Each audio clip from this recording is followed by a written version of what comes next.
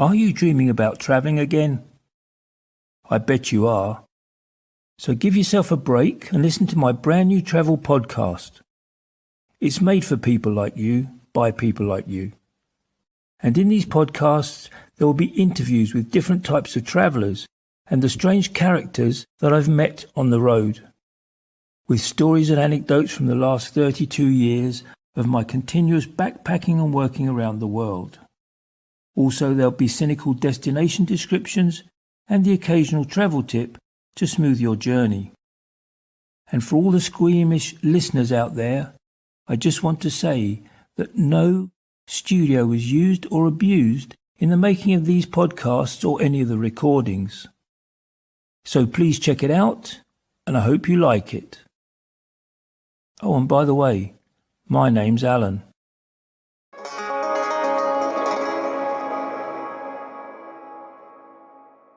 Today is March 15th, 2021, which is exactly 1 year ago today when Spain locked down for the first time. And the beginning of my lockdown in northern Spain, when I found myself in a very strange place with some very strange people, but more about that later. And none of us expected the world to go into lockdown. And what's happened over the last 12 months has changed all our lives.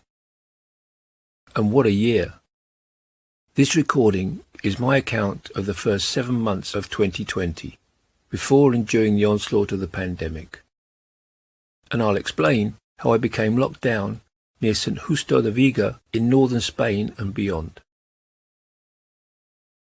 3 months earlier, I'd fallen down some stairs, breaking my femur in my left leg. After surgery on my broken bone, the doctors told me it would take a year to heal. I then realised I couldn't afford to stay where I was, and my good friend Ricardo, who lives in Provence in France, invited me to stay with him, where I decided to walk the Camino de Santiago, as I wanted to prove to myself that if I walked on my leg every day, it would heal quicker. Well, that's my theory anyway. I travelled across to Saint-Jean-Pied-de-Port, close to the French-Spanish border, and on February 23rd, I set off. It was a real baptism of fire as I scaled the Pyrenees a couple of days later. And I started slow, about 7 kilometres a day, building up to 15. 15 was comfortable, and then again to 20, on some days 25. And one day, I started at 6:30, and I got to a town and I strolled through the town at about 9 o'clock, and decided to stop for a coffee and a slice of tortilla. Inside the bar was full, so I took my coffee and tortilla outside and ate at one of the 2 empty tables. And people were coming and going and buying bread and coffees, and I didn't take much notice of the people until a woman and a child came out. And while the mother was packing the bread away in a bag on the buggy, the little girl stared at me and then said, as she pointed, "Mummy, what's he doing?"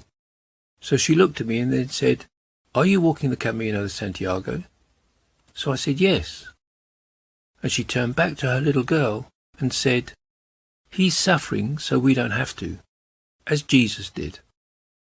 And the little girl smiled, waved goodbye, and they disappeared off around the corner, leaving me with tears rolling down my face. After that, a really strange moment. My whole day changed. And in fact, I walked an extra 21 kilometres further and away from my destination. For the next few days, everything continued as normal. But then, in a small town called Formista, I stayed in an albergue, which is like a hostel really, along with other pilgrims from all different parts of the world. After showering and eating, most people went to bed early. But at 4 o'clock in the morning, someone was hammering on the main front door that woke us all up. And the Korean girl said she'd go down and check out who it was. And we all went back to sleep. In the morning, I asked her who was at the door last night. She said it was 3 men in uniforms looking for someone. So I said, "What colour were the uniforms?" She said green and grey. I said, "No, that's Guardia Civil. And I joked it must be the people in room 3. They all looked dodgy. They weren't pilgrims, anyway. It must be serious, because they sat outside all night in the car opposite the albergue.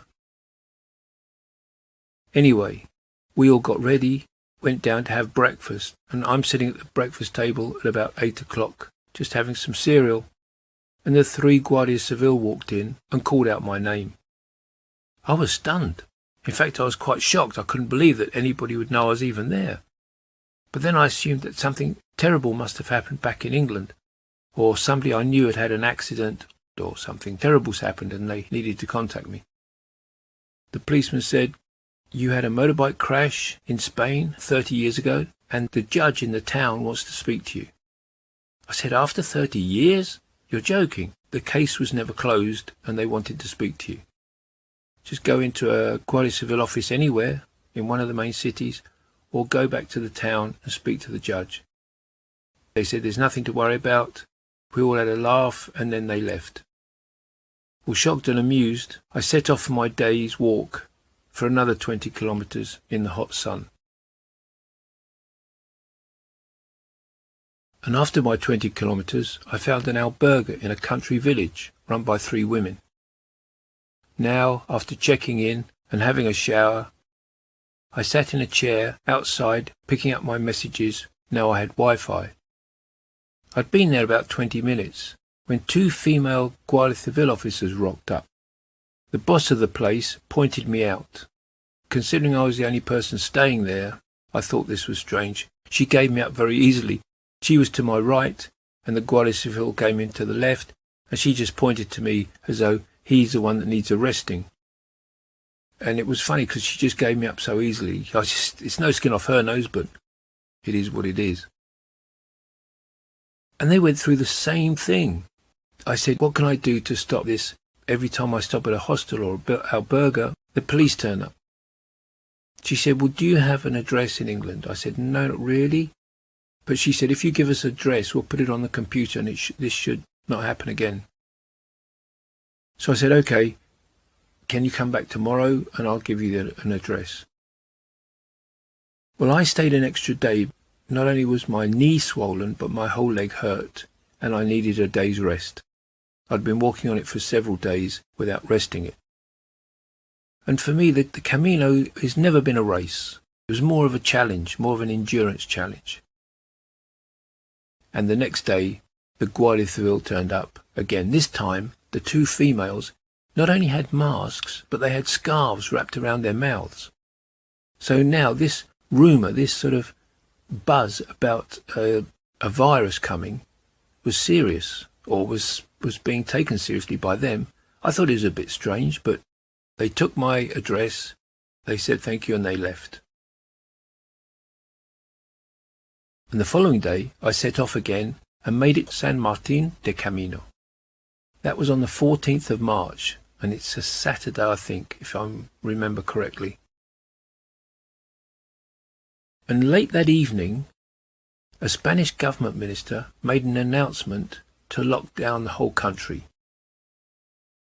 There were about 12, 15 pilgrims staying at the albergue, and everybody was talking about this, what to do, where to go. They didn't have a clue, they didn't know if it was serious or whatever. So we all went to bed wondering what was going to happen.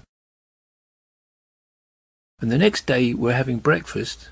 Most people get up early, about 6:30, 7, and at about 7:30, 8 o'clock, we're all having breakfast around the table and discussing what we're going to do. And most people were talking about getting back to Lyon and flying out back home.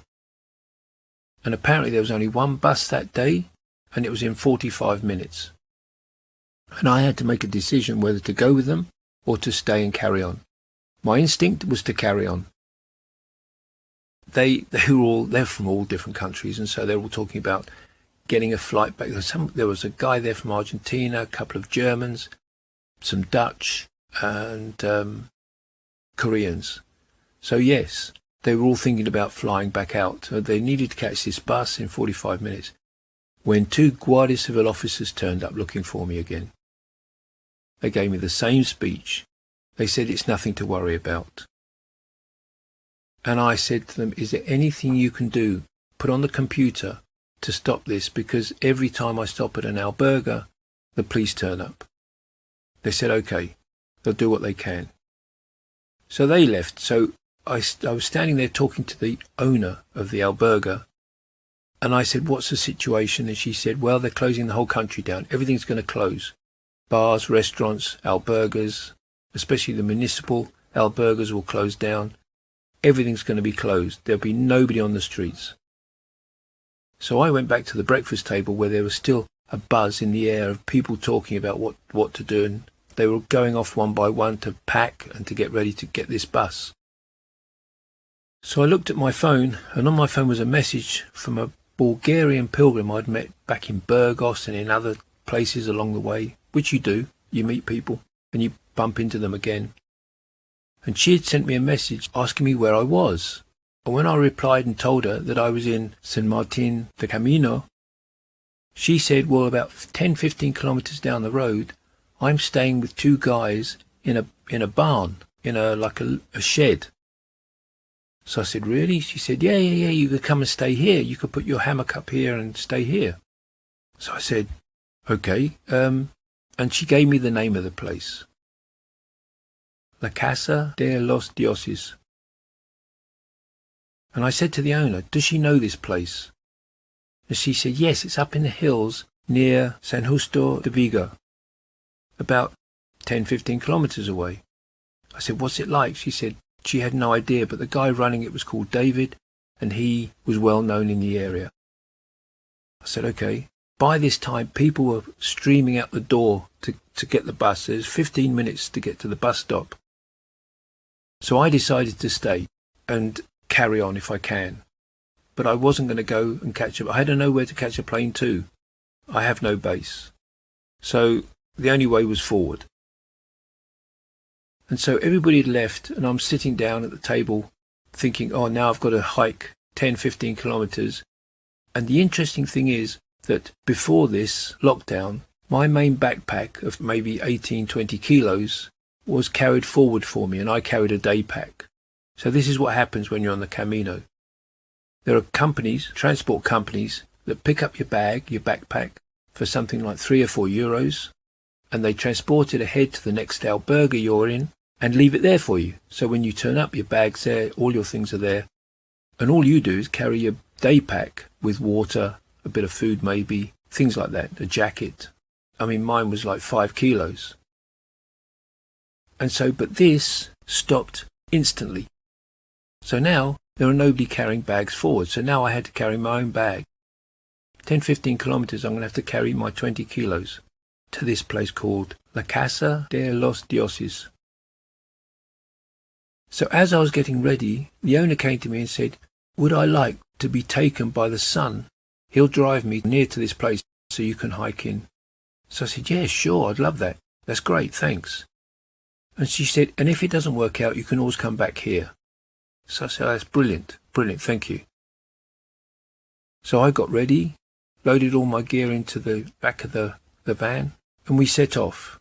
And as I say, about 10-15 kilometers down the road, he pulled into a village, San Justo de Vigo, and just dropped me off. The directions I'd been given by the Bulgarian girl, she assumed I was coming from the other direction. Instead of walking 2 kilometers from the village to this place, I ended up walking about 6 kilometers with my heavy bag at 2 o'clock in the afternoon in 30-degree heat. And it was tough. I was sweating. And as I was walking back through the village, I ran into a guy. He was a mountain biker, not young. He was about 50. And asked him if he knew this place. He said, yes, I ride past it every day. He drew me a map, absolutely perfect map. And with the map, I walked off, and it was about another 2 kilometers into the hills. And it was all rough going, quite steep hills, and pretty tough. When I finally got there, it was about 2:30, 3 o'clock in the afternoon. And as I say, it was 30 degrees, and my backpack was way too heavy. I walked up to this place, and I was warmly greeted by 2 guys. One was David, and the other was Francis, both Spanish and both from Barcelona. And they gave me some food and a drink. and I asked about my Bulgarian pilgrim friend, and they said she wasn't there at the moment, but she'd return later. And this was the beginning of my 3 months of lockdown. La Casa de los Dioses consisted of a shelter. It was like a 3-sided shed with a wood-burning fire. And at the back was a goat shed that had been painted out and had a new floor. And beyond that was some ground with 2 water reservoirs that collected rainwater. In the front there were fruit trees and flowers, but at the same time there was no running water, no fixed toilet, no kitchen and no permanent shower. Nothing really. And this place was very, very basic. Just this lean-to goat shed and this other small wooden construction on the front on the Camino. It was actually on the Camino itself, right on the Camino. And lots of people have stopped there over the years, and a lot of people know it well. But I'm not sure as well as we knew it, because we were there for 3 months. Not 3 minutes or 3 hours or 3 days. We were there for 3 months. And as I say, during my time there, some people came and went. It was very strange. The Guardia Civil came, took our details, and told us not to leave. And I was there for just under 90 days. I've decided while recording that next week I will make a complete separate recording on my 3 months there. When I left, the borders between each province were still closed. So were cafes, restaurants, and most businesses. The only thing open were supermarkets. And if you're walking around but you weren't going to the supermarket, the police would want to know why, where you were going, what you were doing. They'd stop you and talk to you. The thing is, being a foreign person in Spain, the police couldn't really do a lot. But again, I didn't need any attention, unwanted attention. I'd already had 3 visits from the Guardia Civil. I didn't need any more. As I set off and walked through the towns and cities, a lot of the albergues were not just closed, they were up for sale. They'd closed down for good. The days were very hot and humid, and now I had to carry my 20-kilo backpack. So what I did was, when I came to the first big city after Astorga, I decided to send some of my stuff ahead to Santiago post office.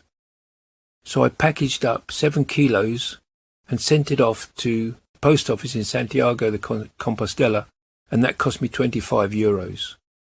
Now I'm carrying 15 kilos. It made it a lot easier. It was just before I left La Casa, Los Dioses, I actually felt a change in my leg, and I felt that my leg was stronger, and all of a sudden the bones had fused back together. But I wouldn't be sure until I got it x-rayed in Santiago, which was my goal. And the x-rays would be proof whether my theory had worked or not. Before the Galician border, I paused for about 5 days in a closed campsite. And once again, I got a message from this Bulgarian pilgrim, and she was staying there. And she said, where was I? I said, I'm on my way. And I think it took me 2 more days to get to where she was, but she was in the mountains in this campsite, and she had a tent up, and we were the only people there really. I had a great deal. It cost me €7 a night instead of the normal 12 for the space, even though I had a hammock rather than a tent or a caravan. I put my hammock up and I was happy. Just that nights were cold and early morning was damp and chilly. With the hot showers, it was just gorgeous to get a hot shower and get warmed up again and start the day.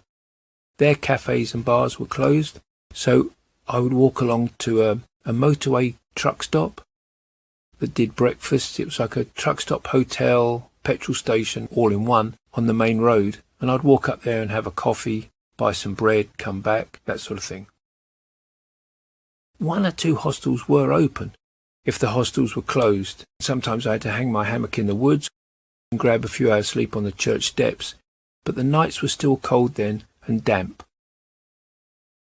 As far as I remember, there was 4 or 5 pilgrims on the Camino at the time, and I'll give you the reason.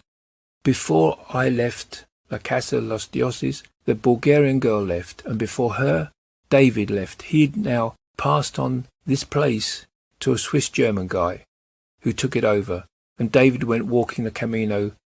He'd walked it several times, but he wanted to get back on the road, and so he left. And before him, a guy from the Netherlands called Jordi. He was 2 weeks ahead of me, if not more, maybe 3 weeks ahead. And I think amongst that lot there was also a Romanian young girl who was walking the Camino. But other than that, that was us. We were the only people on the French way at that time. And every day I gladly walked on my own wearing my mask. And being on the track first thing in the morning is awesome. You get up early, you leave, you're the first on the trail. And the animals, the birds, the nature is just awesome. You walk off into the sunrise. You see animals like foxes, pine martens, snakes, rabbits. You see all these things because you're quiet, you're walking alone, you're not talking.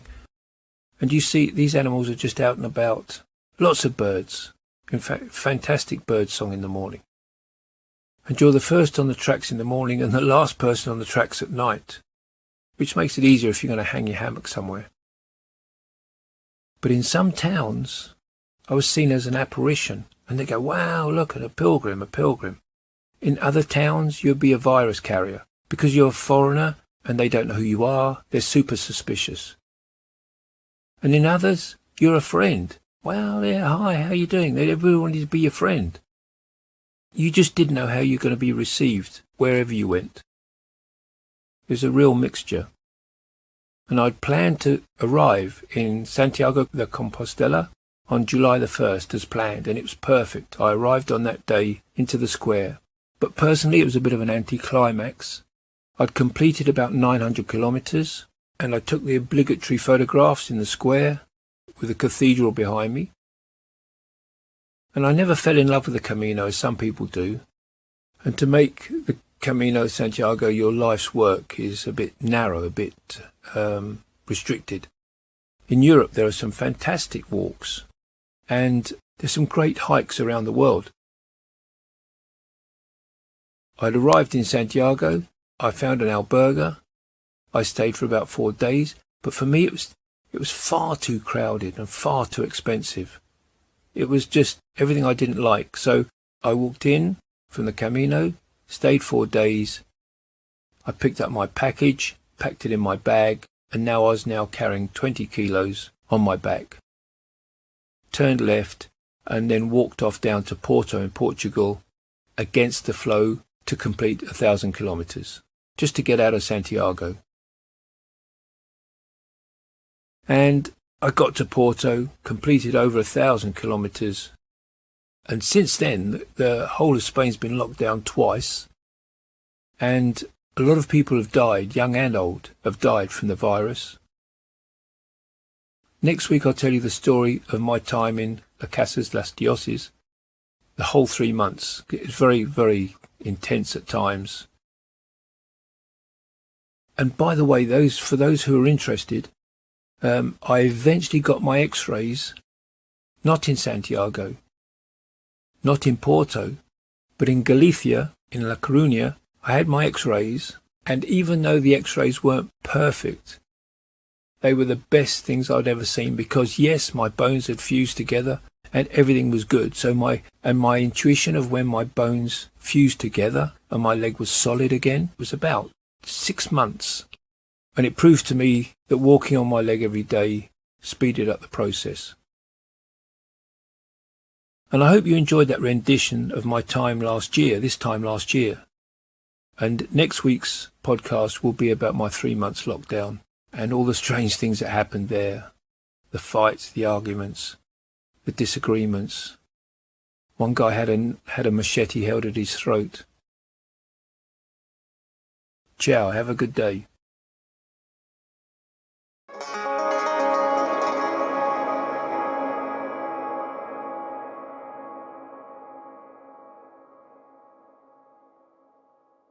Well, that's all for this week, folks. And please remember, the same road can be travelled 1,000 different ways, so get out there and make it your own. Until next week.